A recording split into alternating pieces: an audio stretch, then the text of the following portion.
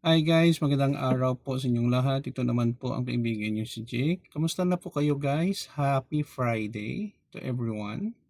Today is January 30, 2026, no? Payday, no? Well, mga babayarin naman, mga ganon. So, use your money wisely guys. Ano bang topic natin for today? Plan before take action.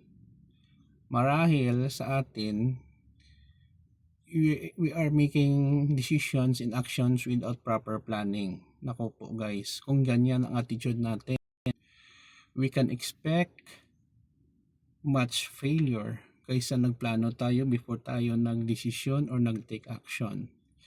Hindi naman lahat ng mga action natin at desisyon tama sa buhay. Kasi kung perfect lahat ng ating desisyon at action, siguro number one, madali tayong yumaman. Kasi perfect ang mga desisyon natin eh. Magtaya tayo sa ganitong number, most likely mananalo yan. Number two, we are thinking that we are perfect. Everything that we do is a perfect thing to us, no? We will not acknowledge our weaknesses. So sa buhay natin guys, dapat po may magandang plano tayo, no? Plan before we take actions, kasi kung may plano guys, alam natin kung ano ang gusto nating gawin sa buhay, kung paano natin gawin, at kung hindi mag-successful, ano ba ang fallback natin, anong pwedeng nating magawa kung hindi mo mag-success ang ating mga plano sa buhay. Remember guys, planning is very important. We analyze what is beneficial, what is the disadvantage, and then kung mas mataas ang advantages compared sa beneficial, doon tayo guys. Okay?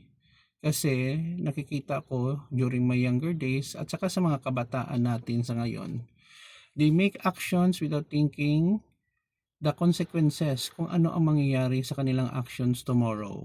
Walang kapalano-plano. Sigurado, kasi kung bata pa, very susceptible ang kanilang isipan, hindi sila nabigyan ng guidance or hindi sila nag-iisip kung ano talaga ang mangyayari sa kanilang bukas, kung gawin nila ito, maganda ba or masama ang outcome. Dala siguro ng kanilang kabataan. As we grow older, we are very careful, no, in making up decisions in life, kasi isang maling desisyon lang natin, hindi lang tayo maapektuhan kundi ang mga tao din na malapit sa atin. Anak, kapamilya, kapatid, kuya, ate, mga parents natin kung nandyan pa sila, yun guys, no, mga kaibigan natin, apektado sila, no, kung anong mangyayari sa atin na masama. Kahit paano malungkot sila, madisgrasya tayo or mamatay or whatever it is, wala tayong trabaho, wala tayong income, sila din ang ating pwedeng hingian ng tulong. But again, as much as possible, we have to be independent. Huwag natin iasa ang ating kinabukasan sa kanila. May mga tao kasing ganun eh. Kesyo ang kapatid, mayaman, kesyo ang kapatid nagtatrabaho sa Amerika or abroad, doon na lang nila inaasa ang kanilang kabuhayan, pagkain, allowance ng mga anak. Okay lang siguro tumulong ng maliit ang kapatid, no? Pero ikaw din, no, kahit paano gumagawa ka ng paraan na makaka-contribute ka sa inyong pamilya. So proper planning, proper budgeting sa finances, and then kung may gusto tayong bilhin, dapat iplanuhan natin. Huwag po tayo magpapadalos-dalos based on our emotion, kasi ang mangyayari yan, kung kulang ang ating pera, mapipilitan tayo mangutang. Mabuti sana kung nangutang tayo, ininvest natin yan sa learning or sa negosyo. We can expect, no, na time will come, whatever investment that we have do sa learning at sa negosyo, babalik yan sa atin. Pero kung sa luho lang, bili lang tayo ng bagong phone na mahal, like iPhone 17 Pro Max or Android phone na top of the line, hindi naman pala tayo nag-games, no? Facebook lang, YouTube, ganun lang. Wag po, no? Middle level lang ng phone will do. So, dapat po bantayan natin ang ating finances kasi dito sa Pilipinas guys, ang laki ng gastos, maliit ang kita.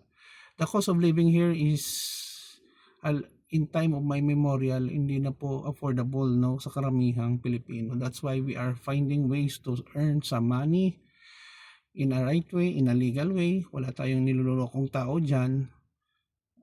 Yun po ang tama nating gawin. Yun lang po guys, sana po may napulot po kayong aral, hindi lang po ito sa inyo, kundi rin sa akin, reminder din na plan properly before take action. Yun lang po guys, maraming salamat sa inyong pakikinig, panonood sa aking channel. Please follow me in my Facebook and please subscribe to my YouTube channel. Ingat po tayo lagi. Ito naman pong kaibigan nyo si Jake. Paalam guys!